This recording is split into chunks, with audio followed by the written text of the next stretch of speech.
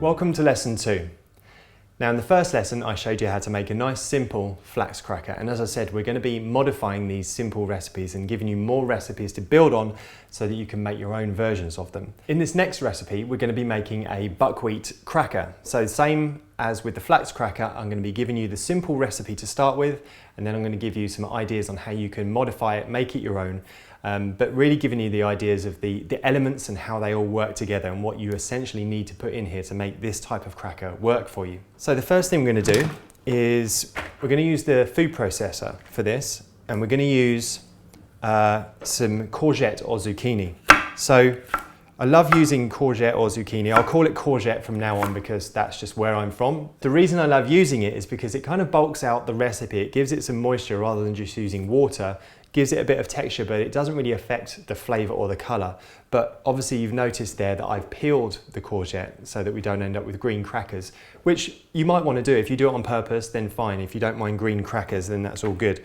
I always kind of like to think about making recipes for people that haven't experienced raw food before, and so making green things all the time can tend to be a little bit off-putting. You want to make them as close to what they're used to as possible.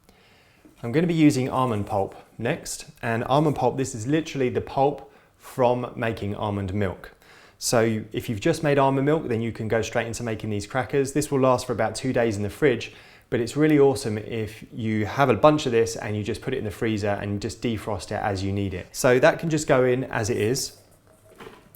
Next one is the buckwheat that I mentioned.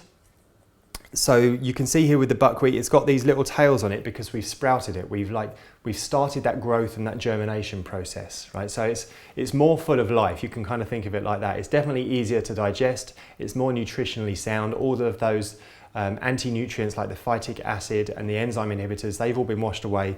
It's rather than just a dormant seed, which by the way, buckwheat is a seed and it's not wheat at all, so there's no gluten. So it makes for a better, more digestible cracker and final end product. So we're going to pop that in.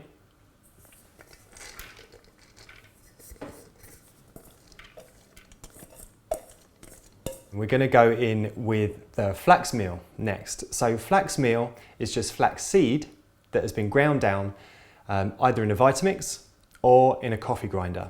And what you'll find is that once it's ground down, it can kind of go rancid quite quickly. So I never buy ground down flax meal already done. I always buy the whole flax seed, grind it down myself. Then maybe you can keep it in the fridge for about a week. I'm just putting in 1/4 cup here. I'm kind of eyeballing it, and hopefully that's where you'll get to. You'll get to kind of feel these ingredients and know how much you want to put in of each ingredient. But just follow the recipe to begin with. That's how you get to the stage of just doing it a bit more intuitively.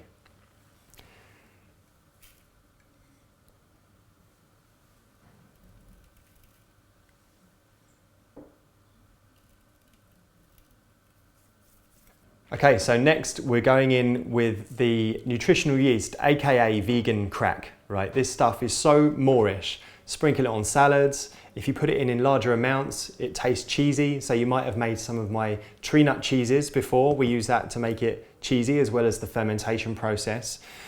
In this recipe, we're just using a couple of tablespoons to make it just taste very moreish, to give it a more rounded flavor. So a couple of tablespoons of that. Now, if you're worried about the fact that this is yeast, if you're worried about, the word yeast, I totally get it. And if you don't want to use it, you can just leave it out. You don't have to.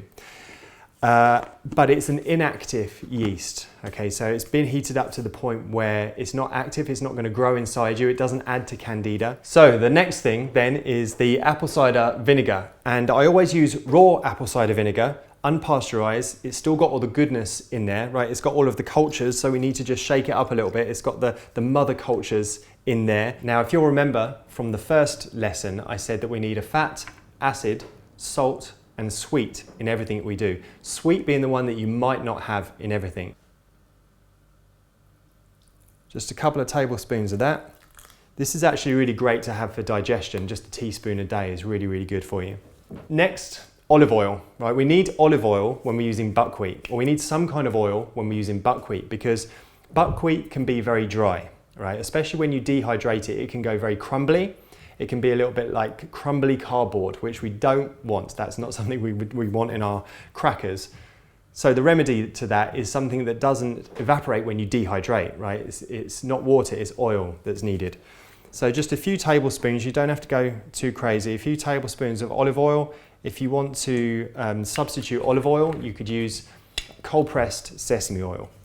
And then the final thing we're going to pop in there before we start blending or grinding that down is salt. So I'm just using an Atlantic grey sea salt here. You can use any of your favourite salts, just as long as it's got some colour to it, so that you know it's not completely white and so it's still got some mineralisation in there. And then we'll get this going. Now, depending on the size of courgette that you used, you might need to add a little bit of extra water to get this to grind down to a point where we can spread it on the dehydrator tray. So we've got the salt and all our ingredients in there now. So let's grind this down to a point where it's spreadable.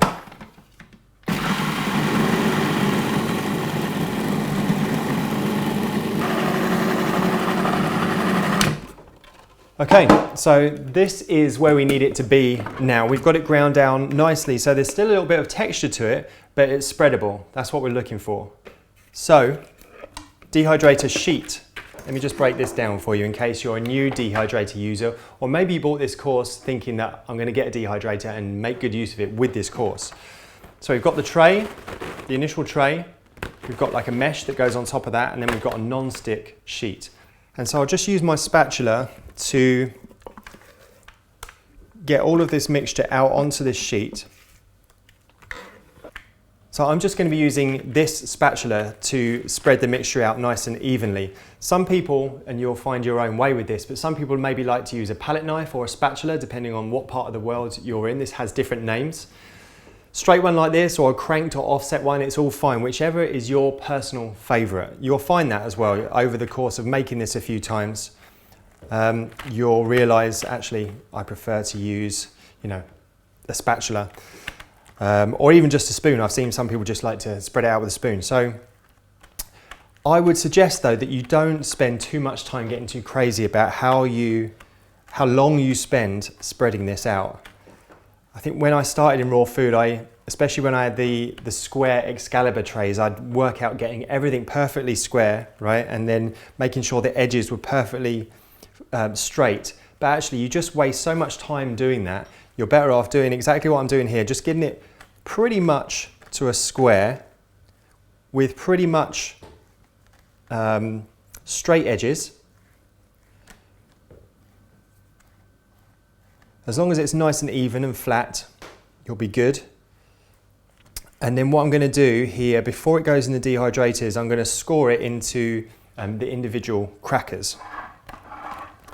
First of all, just score the edges so that we get, rather than spending time trying to make the edges perfect by spreading, we're just going to cut off those imperfect edges.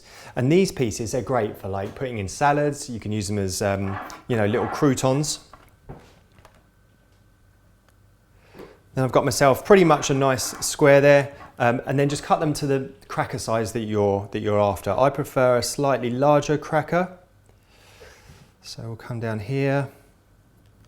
So you can see here that I've not been too precious with how I've scored these. And so I just encourage you to not be too much of a perfectionist at this stage until you've really got this down. We're trying to do this to make it usable for you so you can bring this into your everyday life and actually eat this stuff and feel the benefits of it, okay? So that's gonna go into the dehydrator for a couple of hours, just until the top is nice and dry. Then when it's dry, we're going to put another of these trays on top of it without the non-stick sheet, and we're going to flip it over so that we can remove this non-stick sheet. And then we're just going to dehydrate for another 8 to 12 hours, or as long as you like really. So I'll do that now, we'll come back in the morning and I'll show you what they look like. This is what your simple buckwheat crackers should pretty much look like after they've been in a dehydrator overnight. They're going to separate themselves a little bit easier than the simple flax crackers, so you shouldn't really have any cutting to do. You can just separate them out, pop them back in the dehydrator for as long as you want until they get that perfect crispiness.